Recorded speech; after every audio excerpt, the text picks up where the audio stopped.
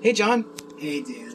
So you wanted to talk a little bit on your second video about him growing up and trying new things and all kinds of stuff. And you mentioned on his 8th birthday, a cool thing you did with him. Yeah, so, I mean, Evan obviously was always going to be limited and stuff. You know, what could he do? What couldn't he do?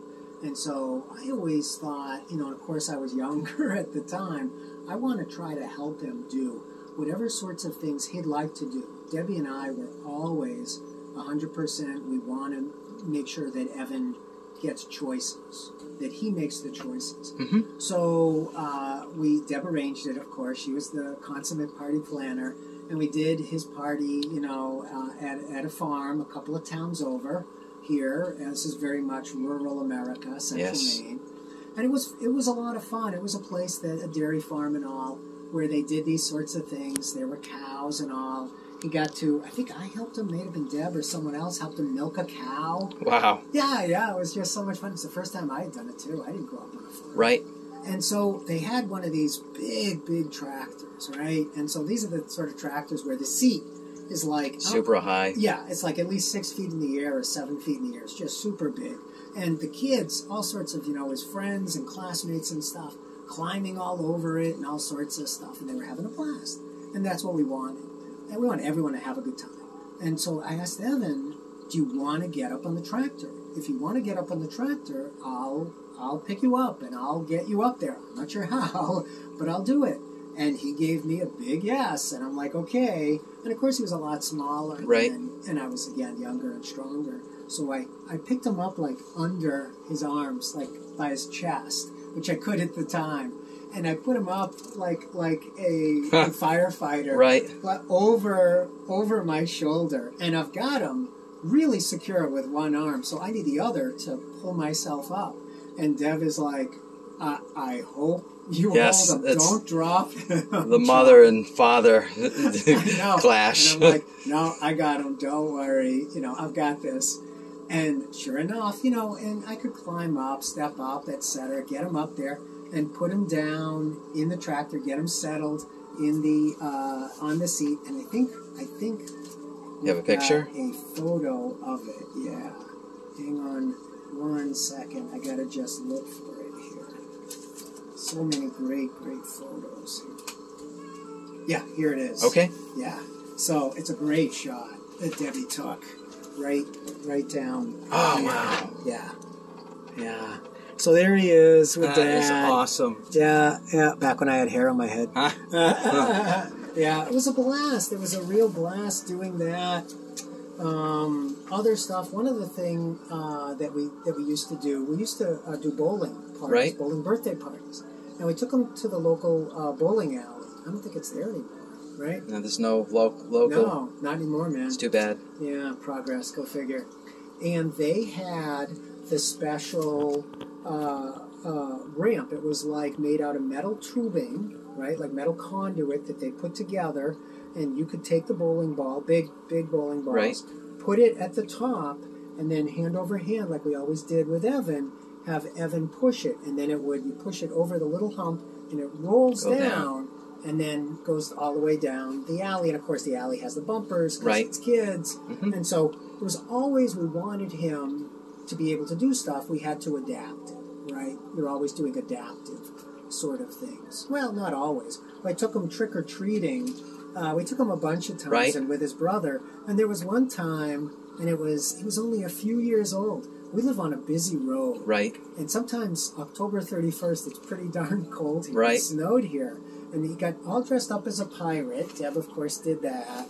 And I took him trick-or-treating foolishly on our road, right? Oh. Yeah. There he is. So I pushed him in his wheelchair. That's hilarious. To, like, the next house, and they weren't there.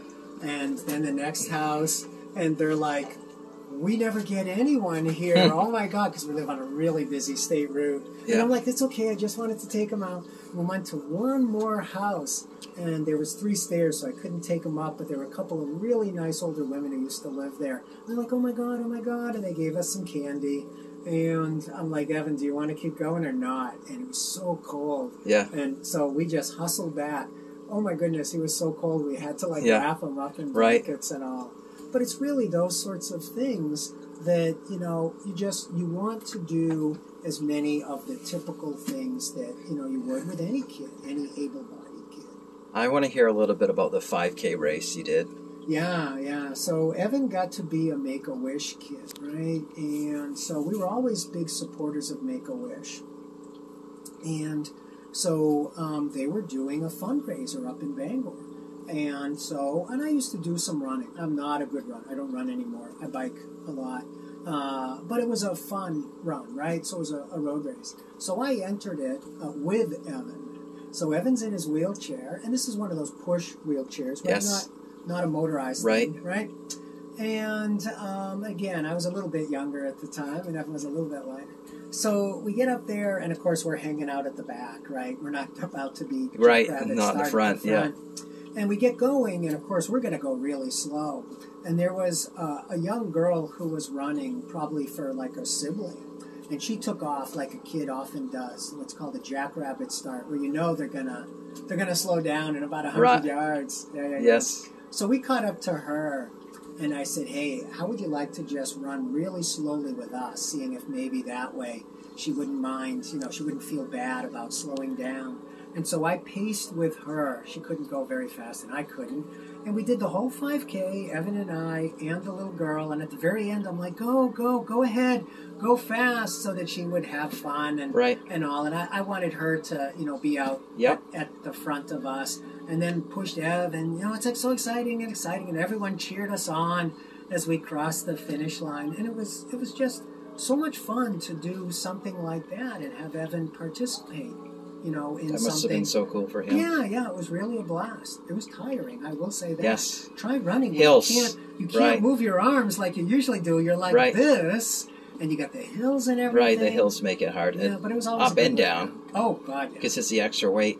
Yeah, going down, you're having to hold them back. Yeah, it's definitely a weird cadence and stride. So you used to teach fire safety training at ASU? Yeah. So I had my business through 2012, and the recession really just wiped us out. And so I went out to Arizona, and I started working at Arizona State University in the College of Engineering. And we would do, myself and another person in our office would do fire safety, lab safety, biosafety for the engineering students. And so during fire safety, one of the topics I had to teach them is what to do and not to do if you're with someone who needs help, maybe in a wheelchair, or maybe they're vision impaired, right, or blind. We had several students who were blind. And so I would say, look, I have a son. He's in a wheelchair. His name is Evan. And back in the day, when he was a little guy, if we had been caught in a fire alarm, I could pick him up, and I could probably carry him down several flights of stairs, right, in my 30s, 40s. But at this time, I was in my 50s, and I'm like, do you really think it's safe for me to pick him up? And then what about his care provider, because we're always with a nurse. And so I said, you need to ask them what to do. Do they want to try to leave, or do they want to what's called shelter in place? Because the stairs in Arizona, it's a desert and it's warm, so the stairs are outside the building. So often you're protected from the smoke that's mostly inside the building unless the breeze is blowing it around. And so besides asking, you might shelter in place, or if you really have to, I'd ask them, what could you do instead of me just picking them up? And someone would always say, well, we could help. And I'm like, yeah, exactly. You can do it too. You get them out of the chair, because carrying a chair down 6 flights of concrete stairs is asking for disaster. Right. So you pick them up and you do a 2-person carry, right? And you gradually work your way, if that's what you have to do. So I was able to have Ev, even though he wasn't there, have him there in spirit, and have him be a very real, experiential example that I could share with them, and that they could then see what it was like through my eyes and through Evan's experiences. And I felt good about sharing that, and it always seemed like they were very, very interested in what that might be like. So cool. Yeah. I think we could finish with, I know what it's like to bring my kids to the beach. What is it like to bring Evan? Yeah, it's a trip and a trek. So the interesting thing about the beach is, you know, you get there, you park, and of course we often got to park in a handicap spot, so that was nice. And this was usually a Gunkwit. Our favorite place, right? That's a great place. Deb mentioned it, was a Gunkwit, Maine. Many, many, many fond memories. So you get from the parking lot where it's paved and the wheels go easy, and then you the go down sand. the ramp, and you're in sand, and you're in soft sand. Powdery. Oh, yeah. It just grabs the wheels. So the first thing that happens, and you realize the very first time, is you can't push. Because when you pushing on the back at the top, you're actually pushing it down into the sand. Right. So you got to turn around. So we would go down, next time, you go down the ramp backwards, and then you pull. Because now you're pulling and a little bit pulling up. And I'd be pulling, and it was a workout and a half, and Deb would probably be carrying stuff. And you know, people are just so nice. There would always be some guy or some guys who would say, "Can we help? Can we help you?" And I'd say, "Sure." And so these big, big guys would just grab one side of the chair and they'd just haul them down. And they're like, "Where do you want to go? Go as far as you want. We can do it." And they would just haul us, and we would get to our spot. We're like, "This is great." And then, you know, high five, because people just love to help, and they felt great about it. And it just helped us so much with our son. It was great. Yeah, sorry. It's okay. When we get his chair to the part of the sand that was all wet and packed, that was easy. So we always tried to get close enough. Correct. That then I could haul it, yeah, and we could wheel him around, and a little bit in the surf, so he could get used to that. And there was, you know, when he was little, we could take him out and hold him, or put him in a little, like a bouncy seat, or Deb would hold him in her lap. And there was one time, it wasn't at the beach, it was at the wave, the swim park, right? Right. And the big wave pool. And Deb and Evan were way, way to the back, but they didn't realize how far up the wave came. And oh my God, I had to go running to help save them, because this wave just came and like was washing them away. And of course, Evan has the trach, right, and Deb's covering his trach, and she's holding him, so she can't hold herself up. And I'm running to grab her, and I think Ian was with us at the same time, helping out. So it's just, you know, life is just a non-stop adventure, right? It is anyway for all of us. And with Evan, it's just a different set of adventures, like I think both Deb and I have been saying. Wow, thank you so much for these memories. Yeah, you're welcome. Thank you, John, for doing this. You're welcome. Okay. Thank you very much. You're welcome. Bye, everyone. Bye-bye.